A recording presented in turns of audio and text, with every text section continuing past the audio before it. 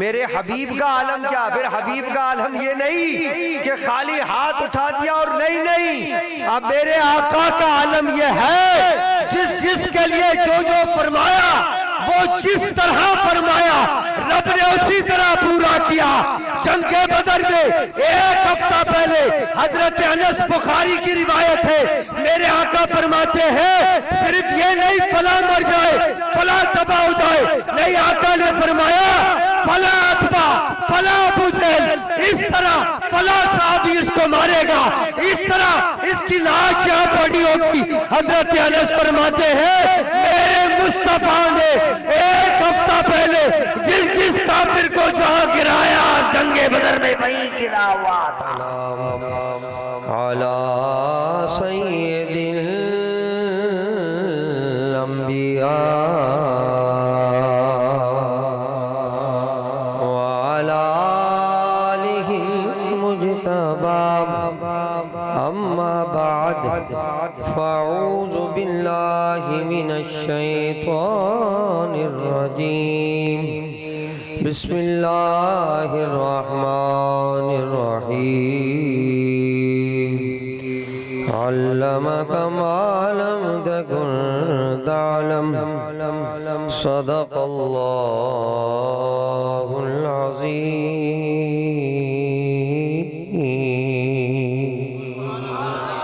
مل کر درود پڑھ لو، الصلاۃ والسلام علیہ یا رسول اللہ وعلا آلک وصحابک یا حبیب اللہ، الصلاۃ والسلام یا رحمت للعالمین وعلا آلک وصحابک یا شفیع المذنبین۔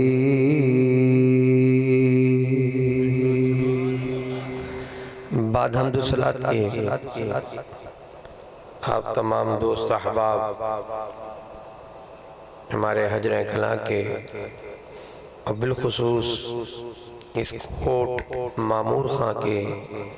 احباب اسلامی کے اور دیگر تمام کارکنان، مریدین، معتقدین حضرات، قلب کی گہرائیوں سے ان سب کو مبارکباد بھی پیش کر رہا ہوں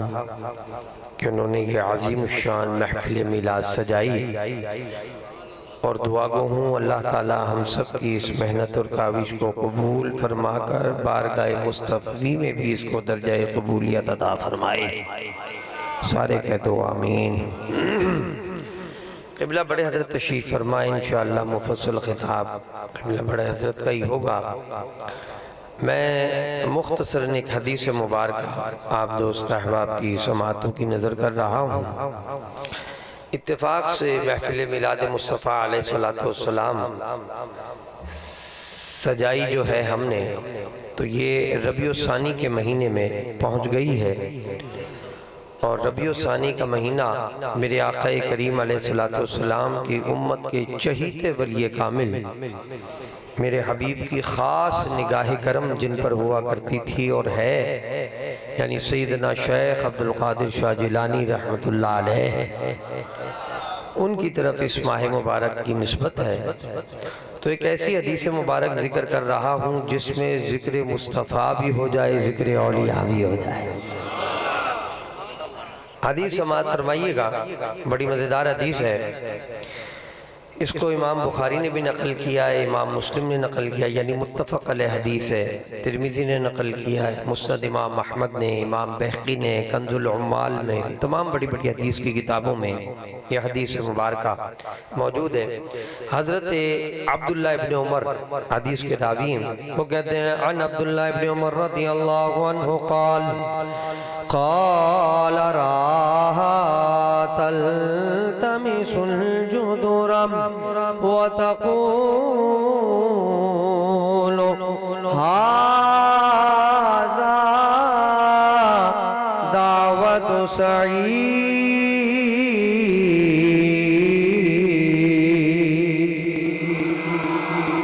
وفی روایت اخری اصابتنی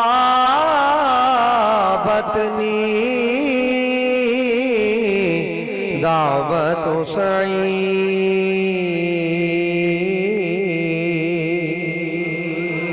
سارے مل کے کہو سبحان اللہ۔ اب اس کی چیچی تو کنٹرول میں کرو تھوڑی۔ یہ بڑا مزیدار ایک واقعہ ہے جو میں مختصراً عرض کر رہا ہوں کہ حضرت سعید بن زید یہ حضور کے بڑے پیارے صحابی تھے اور عشرہ مبشرہ میں سے ہیں۔ یہ وہ ہیں جنہیں مصطفیٰ نے جنت کی بشارت عطا کی ہے۔ اور بتاؤں کون ہے یہ حضرت عمر رضی اللہ عنہ کے بہنوئی تھے، اور یہ وہ تھے کہ جب حضرت عمر رضی اللہ عنہ جلال میں آئے نا کہ کون ہے جو اسلام کا نام لے رہا ہے، حالت کفر میں جب آپ تھے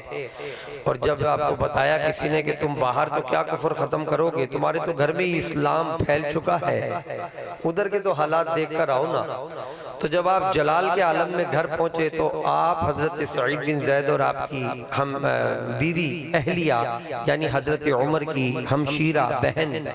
وہ بیٹھی بھی تھیں، تو آپ بڑے جلال میں آئے، آپ نے سختی بھی کی، تھوڑا بہت ان کو ڈانٹا بھی، لڑے بھی، مارا بھی۔ تو انہوں نے کہا کچھ بھی ہو جائے یہ قرآن جو ہم پڑھ رہے ہیں نا یہ جس دل میں اتر جائے وہاں سے پھر یہ نکلا نہیں کرتا ہے۔ تو اس کا اثر تو ہم تو پہنچ گیا ہے، اور اس کا اثر جس نے پہنچایا محمد مصطفیٰ نے، اس کی محبت بھی یہاں جاگزی ہو گئی ہے۔ تو انہوں نے جب کہا کہ میرے جیسا بارعب آدمی جس سے دنیا کانپتی ہے تو یہ تو کوئی ان پہ اثر ہی نہیں پڑ رہا، تو آپ نے بھی لامحالہ کہا اچھا مجھے بھی تو سنا وہ کیا کلام پڑھ رہا ہے۔ تو پھر حضرت زید بن سعید نے سورہ طٰہٰ کی جب تلاوت کی تو عمر بھی بے ساختہ دربار مصطفیٰ میں پہنچ کر یہ کہنے پر مجبور ہو گئے کہ اشہد اللہ الہ الا اللہ و اشہد ان محمد رسول اللہ، کہ کوئی شک نہیں کہ اللہ وحدہ لا شریک ہے اور آپ رب اللہ کے سچے رسول ہیں۔ تو یہ وہ سعید بن زید ہیں، حضور کے بڑے پیارے صحابی، بڑے جانسار صحابی، تمام تقریباً غزوات میں انہوں نے شرکت کی اور بڑے صوفی مزاج اور بڑے مستجاب الدعوات تھے، جو منہ سے بات نکل گئی رب نے وہی پوری کر دینی ہے۔ حضرت سعید بن ان کا یہ واقعہ ہے۔ مروان بن حکم کے دور میں ایک عورت تھی، اوس کیا نام تھا، ہاں عروہ بن اوس، عروہ بنت اوس یا عروہ بنت اوس، وہ تابعیہ ہے یعنی کہ صحابیہ نہیں ہے، لیکن ان سے غلطی ہوئی کہ انہوں نے ان کی زمین پر بیجا قبضہ کر لیا اور ناحق جا کے مروان اس وقت حاکم تھا، اس کو جا کے شکایت کی کہ انہوں نے میری زمین پر قبضہ کیا ہوا ہے۔ تو بخاری میں بڑا تفصیل سے واقعہ ہے، میں نے مسلم کے الفاظ نقل کیے آپ کے آگے۔ تو انہوں نے جناب بلا لیا ان کو، مروان بن حکم نے ان کو بلوا لیا حضرت سعید کو کہ تم نے فلاں غریب عورت کی زمین پر قبضہ کیا ہوا۔ تو آپ نے بڑا تاریخ ساز جواب دیا، آپ نے کہا جس نے مصطفیٰ کی زبان سے یہ سن لیا ہو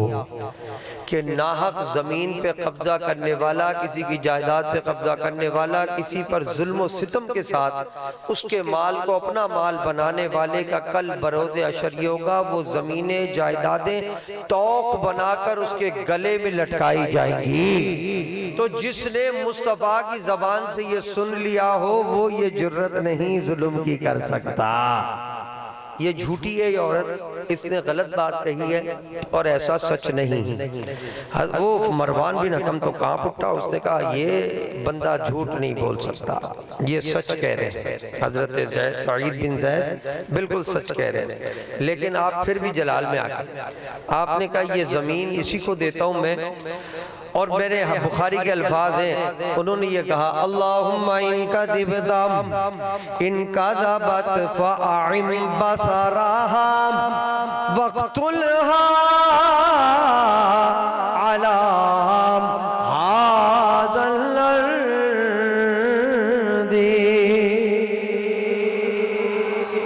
یہ بخاری کے الفاظ ہیں، انہوں نے رب کے سامنے بارگاہ میں کھڑے ہو کر یہ دعا کی، مولا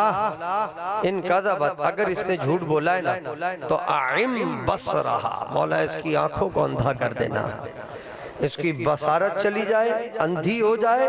اور اس کے بعد مولا وقت الہا اس کو اسی زمین میں موت عطا کرنا، تڑپ تڑپ کے مرے گی۔ اسے پتا چلے کہ اس نے کن نبی کے غلاموں کو چھیڑ دیا ہے، کن کے ساتھ غداری کی، کن کے ساتھ جھوٹ بولا، الزام تراشی کی، ان پر جنہوں نے ساری زندگی صحبت مصطفیٰ اٹھائی، ان کے ساتھ یہ بات کر رہی ہے بدبخت کی عورت۔ اس کو ہدایت ملے، اللہ تعالیٰ ہدایت دے گی، اور اس کو اس کا انجام ملے جو اس نے یہ حرکت کی ہے۔ اب جو الفاظ میں نے نقل کیے یہ مسلم شریف کی روایت ہے۔ حضرت عبداللہ بن عمر، حضور کے بڑے پیارے صحابی حضرت عبداللہ بن عمر، جن کے والد حضرت عمر بن الخطاب رضی اللہ عنہ وہ بھی حضور کے صحابی، وہ عبداللہ بن عمر کہتے ہیں میں نے خود اس عورت کو دیکھا، اس کی یہ حالت تھی کہ گلیوں میں اندھی پھرا کرتی تھی، اور اندھی پھرتی بھی یہ کہا کرتی تھی کہ اصابتنی دعوت سعید، کہ میں نے جس سعید کو چھیڑا، جس پر جھوٹا الزام لگایا، آج اس کا عذاب مجھ پہ پڑا ہے کہ نابینا ہو گئی ہوں، اور مجھے اس بات کا بھی یقین ہے کہ یہیں ذلیل ہو کر میری موت ہوگی۔ یہ کہتی پھرتی تھی گلیوں کے دور پر۔ روایات میں آتا ہے کہ واقعی ایسا ہوا، اور اسی گھر کے اندر ایک کنواں تھا، فوقعت فیہا، اسی کے اندر وہ گر کے مری، اور وہیں پر ہی اس کی اندر قبر بن گئی خود بخود ہی۔ یہاں تک کہ علماء یہ لکھتے ہیں کہ اس کو نکال کے تکفین اور تدفین بھی نہیں کرنے کا موقع مل سکا، یا کیا ہوا، اندر ہی مر گئی اس زمین کے اندر ہی۔ کیوں؟ حضرت سعید کی زبان سے نکل گیا تھا، رب نے پورا کر دیا ہے۔ اب یہاں سے دو باتیں بڑی قابل غور ہے جو سمجھیں۔ سب سے پہلی اور امپورٹنٹ ترین بات تو یہ کہ اللہ رب العزت کے اولیاء، میرے نبی کریم صلی اللہ علیہ وسلم کی امت کے اولیاء، ان کا یہ مقام ہے کسی بات پر خفا ہو جائیں، ناراض ہو جائیں، غیر شرعی بات دیکھ لیں اور ہاتھ اڑ گئے تو اگر کسی کے حق میں اڑ گئے تو بیڑا پار ہے، کسی کی تباہی کے لیے اڑ گئے تو بیڑا غرق ہے۔ لہٰذا یہ بات اچھی طرح سمجھ لیں کہ اہل اللہ جب بھی کوئی بات دین، تبلیغ، اس کی سوچ کی طرف لے کے چل رہے ہیں تو ہم پر لازم ہے اس کو فالو کریں۔ کہیں خدا نہ خواستہ ہم نافرمانی کے گڑھے میں گرتے چلے جائیں تو پھر عالم کیا ہوگا، کہیں ناراضگی کو مول نہ لے لے۔ اور دوسری بات جو بڑی مزیدار ہے کہ یہ تو میرے نبی کے اولیاء کا کمال ہے، پھر میرے مصطفیٰ کا عالم کیا ہوگا؟ جس کو سمجھ آئے وہ بولو صرف۔ میرے حبیب کا عالم کیا؟ پھر حبیب کا عالم یہ نہیں کہ خالی ہاتھ اٹھا دیا اور نہیں، اب میرے آقا کا عالم یہ ہے جس کے لیے جو فرمایا وہ جس طرح فرمایا رب نے اسی طرح پورا کیا۔ جنگ بدر میں ایک ہفتہ پہلے حضرت انس بخاری کی روایت ہے، میرے آقا فرماتے ہیں صرف یہ نہیں فلاں مر جائے، فلاں تباہ ہو جائے، نہیں، آقا نے فرمایا فلاں اتبا، فلاں ابو جہل، اس طرح فلاں صحابی اس کو مارے گا، اس طرح اس کی لاش یہاں پڑی ہوگی۔ حضرت انس فرماتے ہیں میرے مصطفیٰ نے ایک ہفتہ پہلے جس کافر کو جہاں گرایا جنگ بدر میں وہیں گرا ہوا تھا۔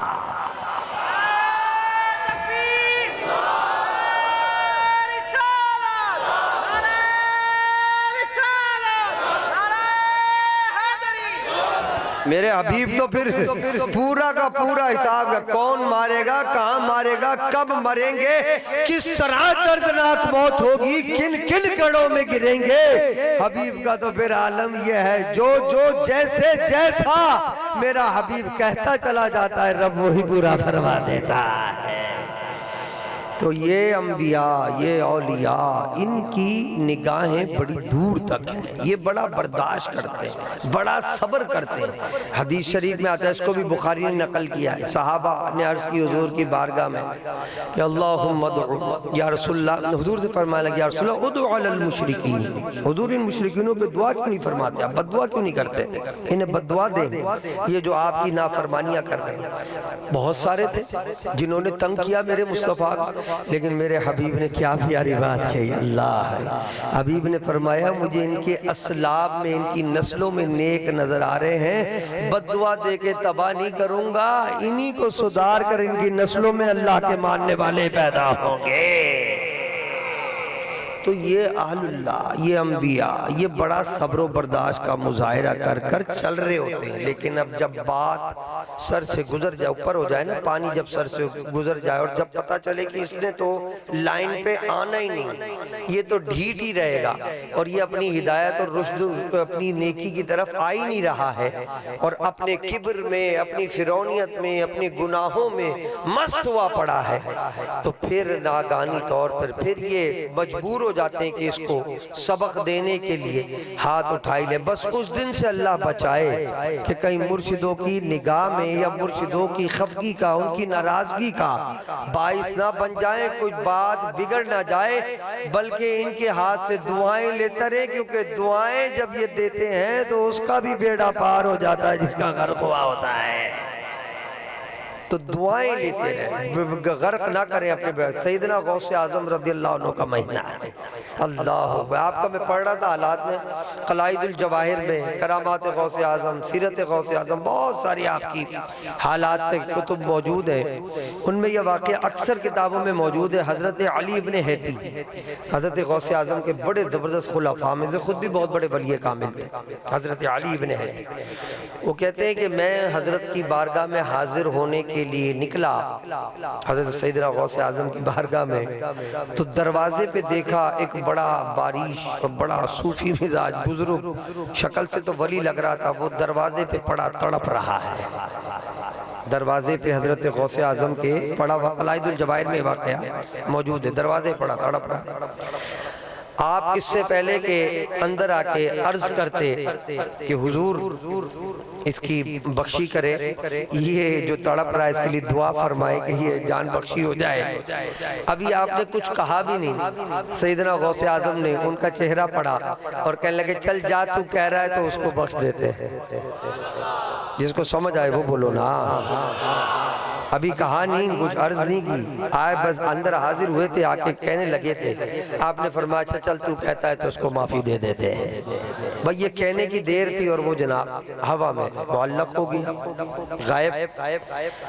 بڑے دست برداشت کرنے لگے، حضور یہ تھا کون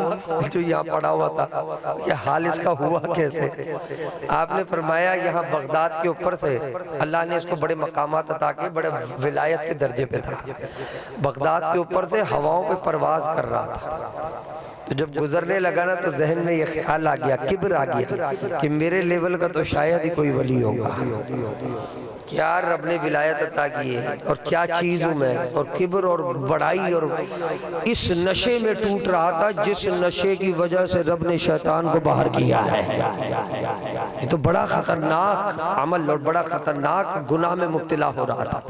بس یہ دیکھنے کی دیر تھی، نگاہ ڈالی ہے تو دھڑ سے نیچے آ کے گرا ہے، تو اس کے بعد سے تڑپ رہا تھا، تو تم نے آکے اس کی سفارش کی ہے،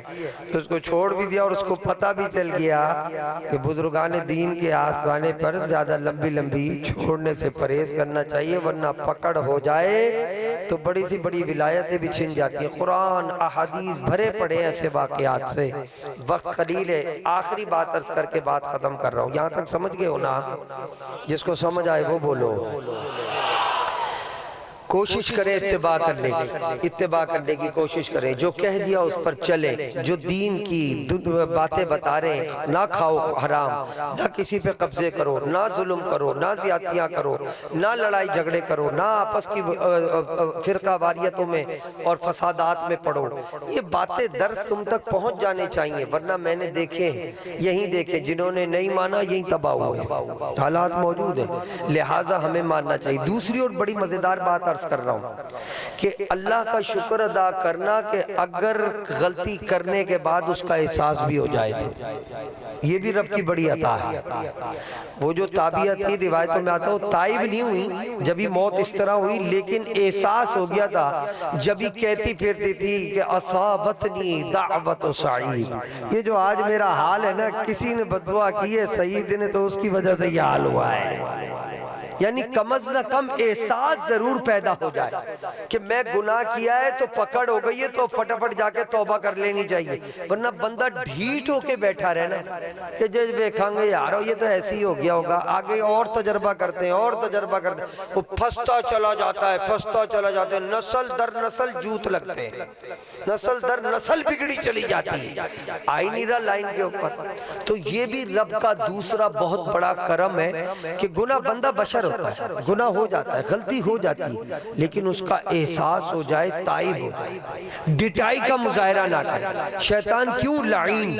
کیوں لعنتان، کیوں خبیث خارج ہوا اللہ کی دربار سے، کیوں اللہ کو آگے آگے سے اپنی نافرمانی، رب نے کہا سجدہ کر، اپنی نافرمانی اور اپنی ڈٹائی پر آگے دلیلیں پیش کر رہا ہے کہ خلقتنی من نار و خلقتہ من طین، کہ مولا مجھے تو آگ سے پیدا کیا، اسے مٹی سے پیدا کیا، ایسے کیسے ہو سکے میں اس کے آگے جھک جاؤں؟ رب نے کہا فَإِنَّكَ رَجِيمٌ، تجھے اتنی بات سمجھ نہیں آئی، جو آگ اور مٹی سے پیدا کرنا جانتا ہے وہ کس کو کس کے آگے جھکا دے یہ بھی جانتا ہے۔